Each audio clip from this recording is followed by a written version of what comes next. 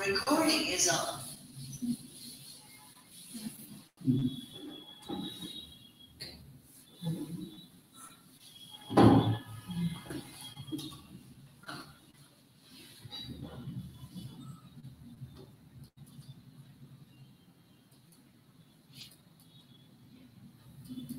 देखिए आज को जब बेसिक मैथ पढ़ना है ना, जो बेसिक कॉन्सेप्ट है आपका उसको देखिए आप। सामान्य विवरण जिसको हम कह सकते हैं, ये आज की क्लास में हम आपको बताएंगे। देखिए पहले आप लोगों ने देखा होगा जिसको हम बार बोलते हैं उसका उपयोग हम क्यों करते हैं। जैसे हमने आपसे कहा 0.3 पर बार, तो ये बार क्या है उस चीज को जानने का प्रयास करो। जब हम बार बोलते हैं, बार हमेशा दशमलव के बाद आता है। दशमलव के बाद कोई संख्या यदि रिपीट हो रही है तो उसको हम एक लिमिटेशन प्रोवाइड कराने के लिए जो है बार का उपयोग करते हैं। जैसे हमने आपसे कहा कि 10/3 और हमें जो है 3 से इसको डिवाइड करना है, तो कैसे करेंगे आप? 3 3 9 पॉइंट लगा के फिर आप 3 लगाएंगे, फिर आप 3 लगाएंगे। ठीक है, इस तरीके से हम इस पर 3 3 3 चलते जाएगा हमारा और हम बराबर में इस पे बार लगा। तो बार लगाने के लिए हम यदि इसको सॉल्व करना चाहें तो हम इसको किस तरीके से सॉल्व कर सकते हैं ये हम आपको अभी बताते हैं। देखिए इसको हम एज इट इज लिखेंगे, लेकिन हम इसका दशमलव हटा देंगे। दशमलव हटा देंगे, जिस संख्या पर बार नहीं लगा हम उसको माइनस कर देंगे। तो हमारी ऐसी कोई संख्या है ही नहीं जिस पर बार ना लगा हो दशमलव से पहले और दशमलव के बाद, कोई संख्या ही नहीं है ना। केवल 3 दिया है। अब 0.3 दिया होता या ऐसा दिया होता 3 और 3 पर बार, तो हम इसको इस तरीके से लिख सकते थे 3 और बार हटेगा तो एक 9 बढ़ेगा। ये बार का रूल है कि बार जितनी डिजिट पर बार है हमें उतनी ही संख्या उतनी ही बार 9 प्रयोग करना है। और हम इसको काटेंगे तो 3 1 3 3 3 9। इस तरीके से हम इस बार का प्रयोग करते हैं। जैसे हमने आपसे कहा 4.45 और 45 पर बार, इसको कैलकुलेट करिए, सॉल्व करिए। तो आप कैसे सॉल्व करेंगे? देखिए 4 4 5 को आपने सेम लिखा, जिस संख्या पर बार नहीं है उसको माइनस किया, जिस संख्या पर बार है उतने 9 लिखे, और जिस संख्या पर बार नहीं है ना तो हम उसका 9 लिखते हैं और ना ही 0 लिखते हैं। ठीक है, हम इसको कैलकुलेट करेंगे 441/9 है। ठीक है, ये 9 से कट जाएगा। हमें पता है कि 9 का जो कटने का रूल है वो कितना है? यदि डिजिट का सम 4 4 8 और 1 1 9, डिजिट का सम यदि 9 से डिवाइड होने लग रहा है तो संख्या भी 9 से डिवाइड होने लगेगी। ठीक है, तो ये अभी 9 से और कैलकुलेट हो जाएगा। अगर नहीं करना तो आप इतना ही आंसर। ठीक है, चलिए आगे बढ़िए और देखिए, आप 1 2 प्रश्न और देखिए।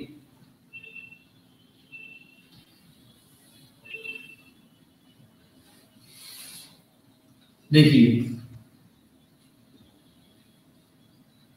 हमने आपसे कहा 5.45 और 5 पर बार, 5 पर बार। ठीक है, हमने यहाँ लेनी है, हमने 6 ले लिया। चलिए थोड़ा और बड़ा क्वेश्चन देते हैं, हम 6 ले लिया, 6 ले लिया। अब ध्यान से समझिए आप लोग, ये क्वेश्चन ही है, हमने कुछ नहीं किया। ये क्वेश्चन लिखा, आप कैसा भी ले लो, बस आपको पैटर्न पता होना चाहिए हमें करना क्या है। क्वेश्चन कुछ भी हो, डजंट मैटर। देखिए आप क्या करना है, आपको नंबर को बिल्कुल एक समान लिख लो, 5 6 5 ले लिया। अब जिन संख्या पर बार नहीं है उसको जो है आप माइनस कर लो। बार किस पर नहीं है? 5 पर नहीं है और 6 पर नहीं है, तो आगे से पहले 5 लिया और 6 लिया। अपॉन जितनी संख्या पर बार है उतने ही हमें 9 लिखना है। यदि एक संख्या पर बार है तो 1 9, और 2 संख्या पर बार था तो हमने लिखे थे 2 9। दो संख्या पर बार था तो हमने कितने लिखे थे, दोनों। यहां केवल एक संख्या पर बार है तो हमने कितना लिखा, एक नो। और जिस पर बार नहीं है, जिस पर बार नहीं है उसके बदले हम लिखते हैं 0। ध्यान रखने योग्य बात यह है कि हम दशमलव से पहले वाली संख्या का ना तो 9 लिखते हैं और ना ही हम 0 लिखते हैं। एक बार फिर से रिपीट कर रहे हैं हम, तो आप ध्यान से सुनिए। दशमलव से पहले वाली संख्या का ना तो हम 9 लिखते हैं ना ही 0 लिखते हैं, ठीक है। जितनी संख्या पर बार है हम उतने ही 9 लिखते हैं, जितने पर बार नहीं है दशमलव के बाद हम उतने ही 0 लिखते हैं। और संख्या को हम सेम लिखते हैं और दशमलव के पहले हो या बाद हो उस संख्या को हम माइनस करते हैं। लेकिन दशमलव से पहले वाली संख्या को हम अपॉन में कुछ भी नहीं लिखते हैं। याद रखिए, आप इसको कैलकुलेट करेंगे। देखिए 5 में से 6 जाएगा नहीं तो हम यहाँ एक कैरी ले लेंगे, यहाँ हो जाएगा 15 में से 6 जाएगा तो बचेगा 9, यहाँ बचा 5 में से 5 जाएगा बचेगा 0 और यहाँ बचेगा 5 और अपॉन 9।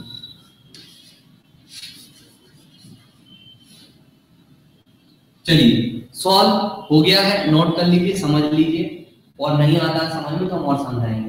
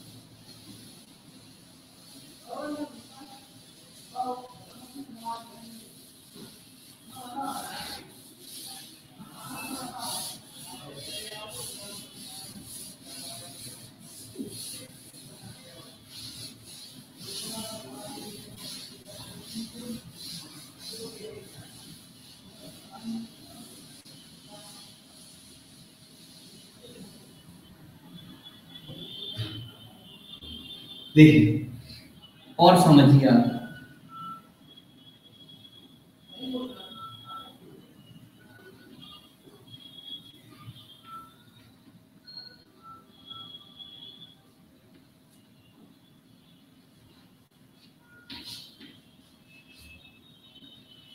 इसको हमें सॉल्व करना है।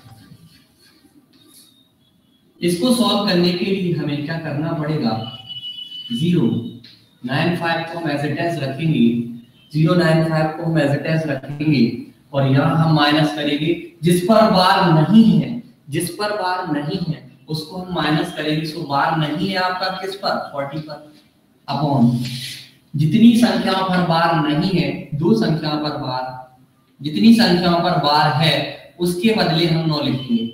एक संख्या पर बार है तो 1 9, दूसरी संख्या पर बार है तो 2। दशमलव से पहले वाली संख्या का ना तो हम 9 लिखेंगे और ना ही 0 लिखेंगे, तो वो लिखने की आवश्यकता ही नहीं है। देखिए आगे 5 में से 0 गया सो बचा 5, 9 में से 4 गया तब भी बचा 5, 4 0 का 4 अपॉन 9।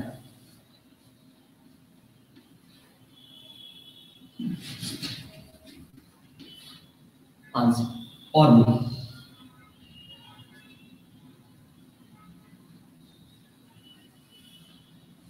और देखिए 7.995 और 95 पर बार हम क्या करेंगे, संख्याओं को बिल्कुल एज इट इज लिखेंगे। 70.995 9 देखो दशमलव हटा दो आप, अब डायरेक्ट भी लिख सकते हो 9 एक 9 और लिख लो 9709995 ये ले लिया। अब जितनी संख्या पर बार नहीं है इतनी संख्या पर बार नहीं है उसको आप यहां से माइनस कर लीजिए। ठीक है 709 पर बार नहीं उसको माइनस किया, जितनी संख्या पर बार है उसके बदले हमने लिखा 9 और जिस संख्या पर बार नहीं है उसका हमने लिखा 0। लेकिन याद रहे दशमलव से पहले वाली संख्या का ना तो हम बार लिखते हैं मतलब 9 लिखते हैं और ना ही हम 0 लिखते हैं। ठीक है अब हम इसको कैलकुलेट करेंगे 15 में से 9 जाएगा बचेगा 6। ठीक है यहाँ बचा 8 में से 0 जाएगा सो 8 ही बचेगा। ठीक है यहाँ बचा 9 में से 7 जाएगा सो बचेगा 2 और 990 इसको और कैलकुलेट कर सकते हो अगर करना है अदरवाइज इतना ही। चलिए नोट कर लीजिए इतना इतना नोट कर लीजिए सभी। कोई डाउट हो तो बता दीजिए।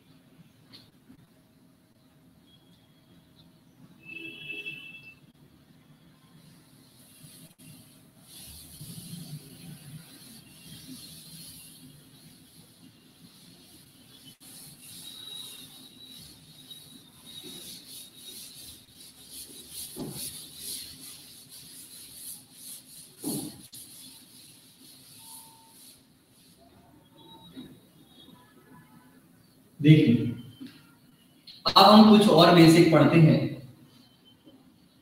हमने बोला आपसे प्राकृतिक संख्याएं क्या होती हैं।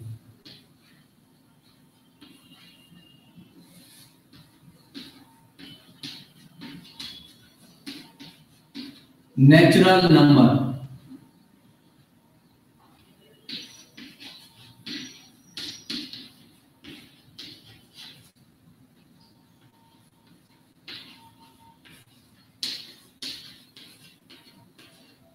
नेचुरल नंबर क्या होती है ध्यान से देखिए। वे संख्याएं जो गिनती में यूज की जाती हैं सारी की सारी संख्याएं नेचुरल नंबर कहलाती है ना। गिनती के रूप में मतलब 0 को छोड़ दें यदि हम जो 1 है 2 है 3 है 4 है 5 है 6 है 7 है 8 है और डेट ये जा रहा है इनफाइनाइट टाइम तक। देखिए ध्यान दीजिए ये हमारी प्राकृतिक संख्या हो गई। फिर हम पढ़ते हैं पूर्ण संख्याएं।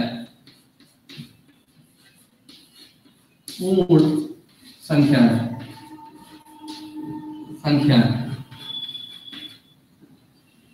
इसको हम बोलते हैं होल नंबर। वे संख्याएं वे प्राकृतिक संख्या। इनका जो डेफिनेशन है वो इस तरीके से रहेगा। वे नेचुरल नंबर जिसमें 0 को शामिल करने पर जो संख्याएं बनती हैं वो सारी की सारी होल संख्याएं कहलाती हैं या पूर्ण संख्याएं कहलाती हैं।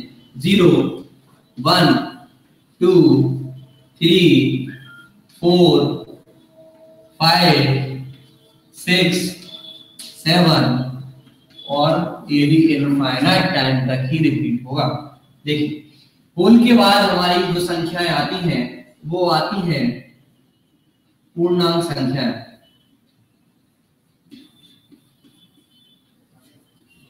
पूर्णांक संख्याएं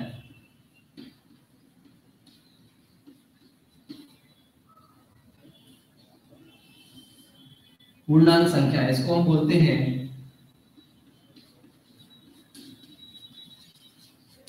इंटीजर नंबर।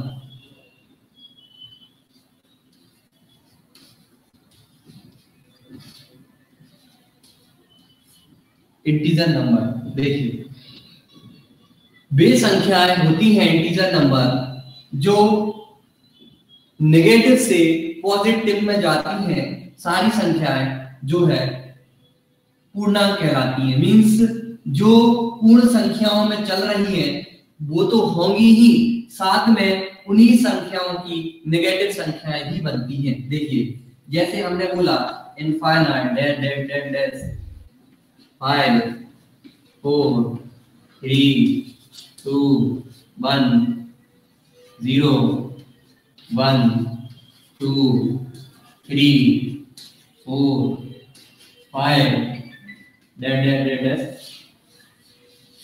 इनफाइनाइट अनंत तक। ये भी अनंत तक जाएंगी, वो भी अनंत तक जाएंगे। इसको नोट कीजिए और कोई डाउट हो तो बताइए।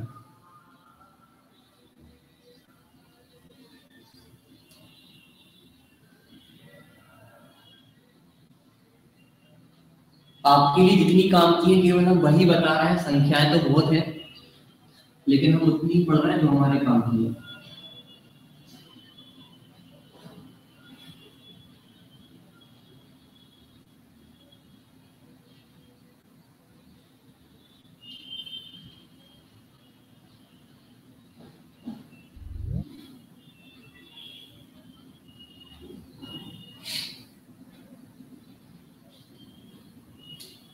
ध्यान से देखिए सभी।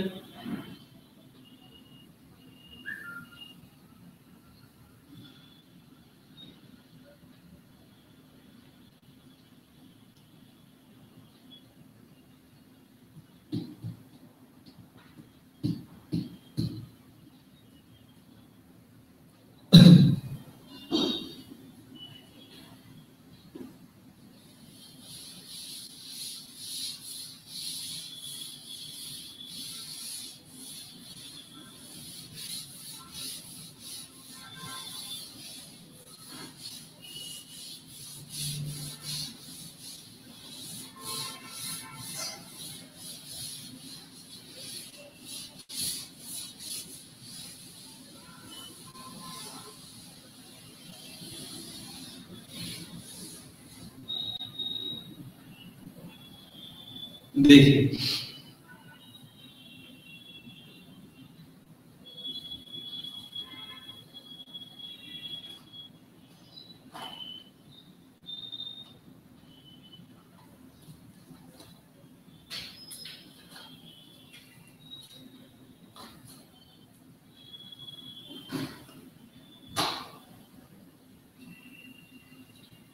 यहां देखिए, अब आप हमारी 3 संख्या हमने पढ़ी, फिर हम पढ़ रहे हैं सम संख्या।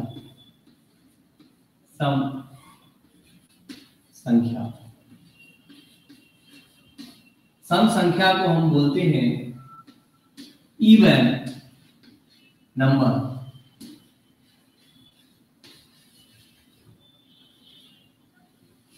इवन नंबर, इसकी डेफिनेशन होती है वे प्राकृतिक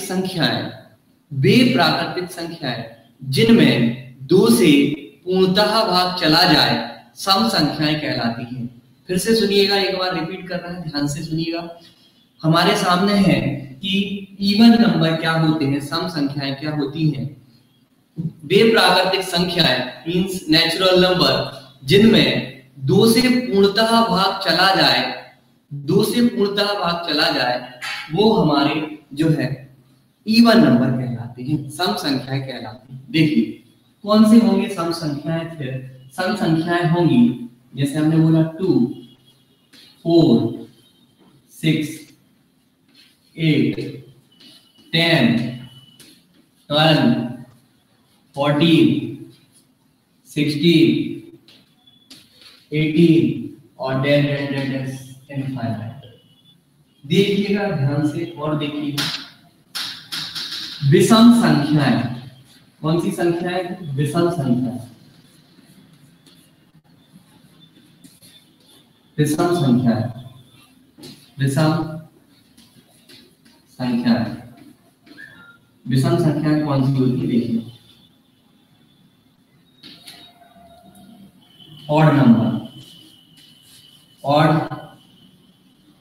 नंबर,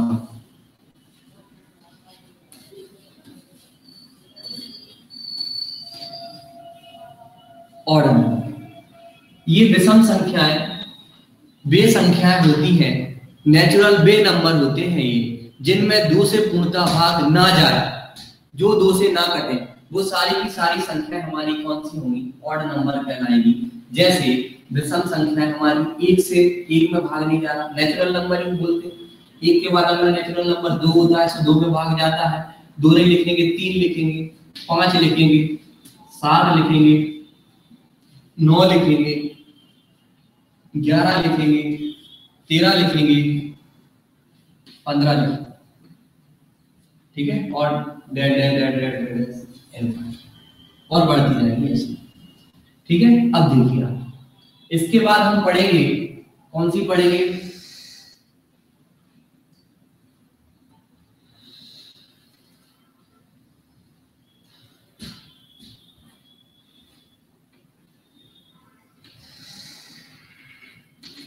हम पढ़ेंगे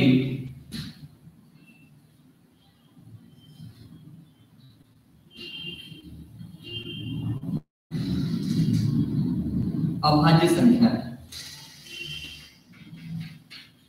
अभाज्य संख्या।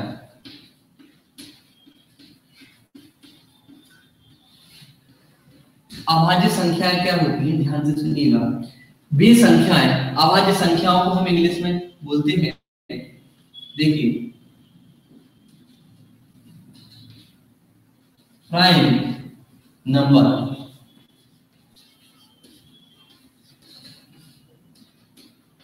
ठीक है। देखिए, वे संख्याएं जो एक और स्वयं के अतिरिक्त, एक और स्वयं के अतिरिक्त किसी और संख्या से ना कट पाए या भाग ना जाए, तो वो सारी की सारी संख्याएं जो है वो हमारी कैसी कहलाएंगी, अभाज्य संख्याएं कहलाएंगी। देखिए, अभाज्य संख्याओं को देखिए, सबसे पहली याद रखेंगे, लगातार पेपरों में प्रश्न पूछा गया है, सबसे छोटी अभाज्य संख्या कौन सी होती है, तो सबसे छोटी अभाज्य संख्या जो होती है वो होती है 2। 2 के बाद क्या आएगा, 3। देखिए, 2 में किसी का भाग नहीं जा रहा, 3। 3 के बाद क्या आएगा, 5। 5 के बाद क्या आएगा, 7। 7 के बाद क्या आएगा, 11।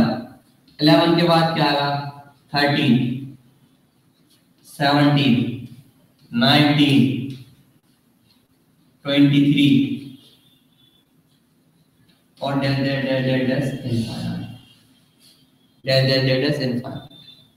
ये हमारा पूरा का पूरा अभाज्य संख्या है। लास्ट एक और देते हैं तो आप नोट करिएगा सभी लोग। देखिए, हमने आपसे कहा भाज्य संख्या है,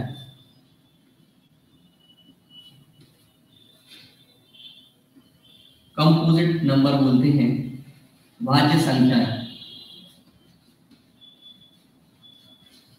भाज्य संख्याएं कौन कौन सी होंगी, जिसमें स्वयं और एक के अतिरिक्त किसी अन्य संख्या का भी भाग चला जाए, वो हमारी भाज्य संख्याएं कहलाती हैं। जैसे सबसे छोटी भाज्य संख्या क्या होगी, 4। क्या होगी, 4। 2 में किसी का भाग नहीं जाएगा, 3 में, 1 में किसी का भाग नहीं जाएगा, 1 और 1 के अलावा। 2 में किसी का नहीं जाएगा, 1 और 2 के अलावा। 3 में किसी का भाग नहीं जाएगा, 1 और खुद के अलावा। 4 में देखिए आप, स्वयं से तो जा रही है, 4 1 जा 4, लेकिन 1 से भी भाग जा रहा है और 2 से भी जा रहा है। जिसके एक से अधिक फैक्टर हो वो भाज्य होती है। 4 के बाद कितना आएगा, 6, 8, ठीक है। ये सारी संख्याएं बनती जाएंगी इनफाइनाइट तक। ये हमारी पूरी की पूरी कौन सी संख्याएं कहलाएंगी, ये कहलाएंगी हमारी भाज्य संख्या। ध्यान से देखिए आप, ये सारी बेसिक चीजें हैं जो मैंने आपको बताई हैं, है ना। 2 अभाज्य संख्याओं के बीच कितनी संख्याएं होंगी, 2 इंटीजर नंबरों के बीच कितनी संख्याएं होंगी, ये सारी चीजें आपको पता होनी चाहिए, है ना। 2 विषम संख्याएं हैं, उनके बीच में कितनी संख्याएं होंगी, तो दो इंटीजर नंबर है जिसको हम पूर्णांक कहते हैं। पूर्णांक का मतलब होता है पूर्ण अंक। दो पूर्णांकों के बीच कितनी संख्याएं आएंगी, तो इसका आंसर होगा कितना, इनफाइनाइट, मींस अनंत। दो संख्याओं के बीच कितनी संख्या आ सकती है, जैसे हमने बोला 2 और 3 के बीच कितनी संख्याएं आएंगी, तो 2 और 3 के बीच जो दशमलव में संख्या आएंगी वो होंगी अनंत। क्यों होंगी, क्योंकि हमने लिखा 2.00000 और 1, हमने इतनी टाइम जीरो लगाया जिनको हम खुद ही काउंट नहीं कर पा रहे हैं।